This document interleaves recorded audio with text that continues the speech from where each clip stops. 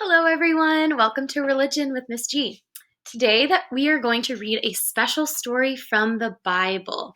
Now remember, the Bible is a very special, important book written by God.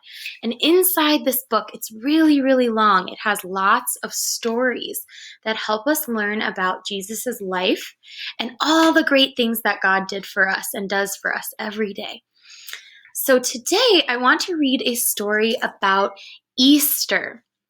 The Easter story is important today because Easter is coming up. Easter this year is in 1 week. It's on Sunday, April 12th. And on Sunday, April 12th this year, we are going to celebrate Easter. And Easter is the day that we celebrate Jesus's resurrection. And resurrection means coming back to life. So let's hear all about that story. What happened on Easter? The Easter story. It was a very exciting day in Jerusalem. Riding on a humble donkey, Jesus had arrived in the city for the festival of Passover. Cheers rang out from the crowd and palm leaves waved in the air. Everyone had come to see their king entering the city. "God bless the king who comes in the name of the Lord," they shouted. Many people laid palm leaves down for the donkey to walk upon. Everyone wanted to show their love and respect.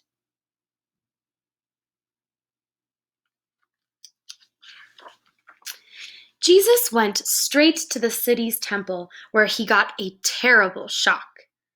In the temple's courtyard, people were buying goods, changing money, and selling animals. It was noisy and smelly. The air was filled with shouts of sellers and the cries of animals. Jesus felt anger rise up inside him.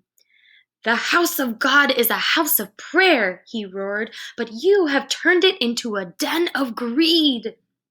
He turned over the tables of goods, and coins rained down to the ground. The sellers scurried away, making room for people to pray. Jesus' supporters cheered, but the chief priests were furious. "He wants to destroy our power over the people," they snarled. The priests controlled people by making them afraid, but people listened to Jesus because he talked about love. "If only we could get rid of him," the priests muttered.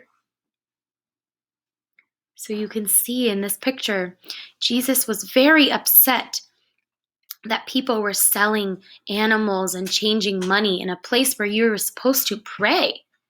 And the priests, they didn't like Jesus. They did not like Jesus. They wanted to get rid of him. 6 days before the festival of Passover, Jesus and his disciples went to stay with some friends. They were served a special meal, and while they relaxed around the table, a woman opened a jar of expensive oil. She kneeled down and rubbed the oil onto Jesus' feet. "You could have sold that and given the money to the poor," snapped Judas, one of Jesus' disciples. "Leave her alone," said Jesus. "She is being kind." But Judas felt angry with Jesus, and his anger allowed evil to creep into his heart. He knew that the chief priests didn't like Jesus, and he decided to help them get rid of him. 2 days before Passover, he met with them and agreed to lead them to Jesus when Jesus was alone. "I will kiss Jesus on the cheek to show the guards who to arrest," he told the priests. In return, the priests promised to pay Judas 30 pieces of silver. So one of Jesus's friends named Judas, he was upset with Jesus. He was angry. So he helped the priests find them, and the priests gave him money. Jesus knew that the priests were plotting against him. He also knew that it was all part of God's plan, and that he would leave the world soon to join his Father in heaven. But he still felt sad when he thought about what was going to happen. The evening before Passover, Jesus took some water and kneeled in front of each of the 12 disciples. He gently washed their feet and dried them on a towel. "Lord, you should not wash our feet," said the disciples. "You are too important." "No one is more important than anyone else," Jesus said. "Even though I am your teacher, we are all equal because we are all God's children." So Jesus said, "No one is more important than anyone else."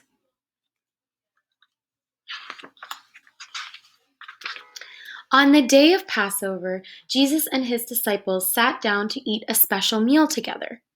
"Soon one of you will betray me," Jesus told them. The disciples were shocked, all except Judas. "Who is it?" they asked. They didn't notice Judas turning pale. But Jesus would not speak Judas's name. He blessed the bread by saying a prayer, then broke it into pieces and handed it to his disciples. "Like this bread, my body will be broken," he said. "Please eat it." He blessed the wine and passed around the cup so they could all drink from it, to show they were part of God's family. "This wine is like my blood, which will be spilled for my people," he said. "Please drink it." And as they ate and drank, Jesus watched his disciples with sadness in his heart. "Eat and drink to remember me," he said. "We won't have another meal together until we are in God's kingdom." There was a quiet garden called Gethsemane, where Jesus liked to pray. After the meal, he took Peter, James, and John there to pray with him. While they rested, Jesus fell to his knees to pray. He knew that the priests were coming for him, and he felt afraid. "Father, I know what needs to happen, but it's going to be very hard," he said. "Please help me." Jesus spoke to God for a long time, and his disciples fell asleep. So Jesus talked to God in this garden called the Garden of Gethsemane. Soon Judas entered the garden. Judas was followed by men armed with swords and fiery torches. "Rise," Jesus called. "Here comes the traitor." Peter, James, and John rose quickly, but it was too late. Judas walked up to Jesus and kissed his cheek. It was a signal to the guards that this was the man to arrest. The guards grabbed Jesus by the arms and held him tightly. Peter wanted to fight, but Jesus stopped him. "My Father in heaven will protect me," he said. The chief priests took Jesus to Pontius Pilate, the Roman governor. The Romans were in charge of Jerusalem, so it was Pilate's job to decide what would happen to the prisoners. Pilate questioned Jesus, trying to find out if Jesus was an enemy of Rome. He knew that the chief priests wanted Jesus dead, but he believed Jesus was harmless. Early the next morning, a large crowd had gathered. "Do you want me to release the King of the Jews?" Pilate asked them. The chief priests had already talked to the crowd and told them lies about Jesus. "No," the people shouted. "Crucify him." "Why?" Pilate asked. "What crime has he committed?" But the crowd just kept shouting, "Crucify him." Pilate was a weak man, and he wanted to please the people. So he had Jesus beaten and handed over to him to be crucified. The soldiers dressed Jesus in a purple robe to make fun of him. Purple was the color that kings wore, and they thought he had been pretending to be a king. They even twisted together some thorns to make a crown. "Hail, King of the Jews!" they shouted, laughing at him. Jesus was forced to carry a heavy wooden cross through the crowded city streets. All the way, people jeered and shouted at him. It was very different from the way he had arrived in Jerusalem.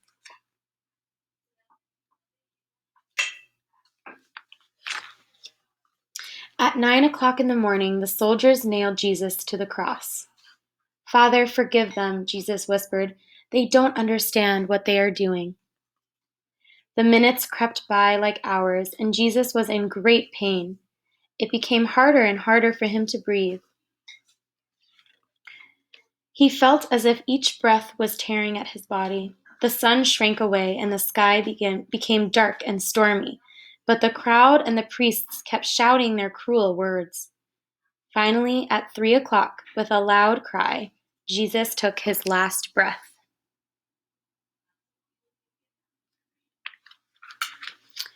Later that day, a Roman named Joseph took down Jesus' body, wrapped it in a cloth, and placed it in a tomb.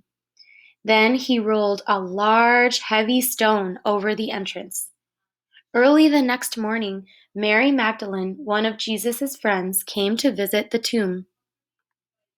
To her amazement, she found that the large stone had been rolled away. Mary stepped into the dark tomb and saw that Jesus' body was gone. All that was left were the strips of cloth in which he had been wrapped. "He is not here," said a voice. Mary turned and saw a man dressed all in white. He was an angel, but she did not know that. She gasped in fear. "Do not be afraid," the man said. "Jesus has risen. Go, tell his disciples." Trembling with shock and overcome with happiness, Mary fled from the tomb and ran to find Peter and John.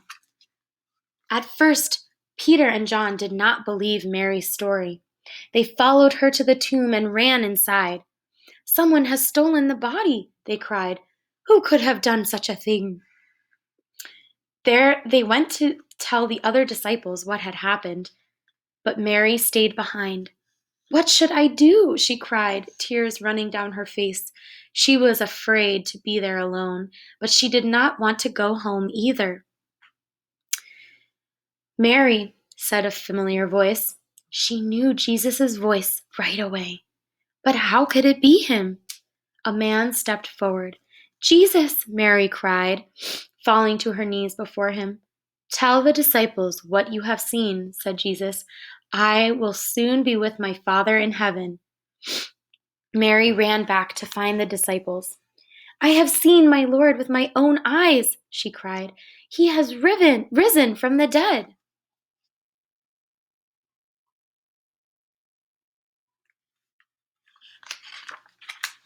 Over the next 40 days, Jesus appeared many times to his disciples.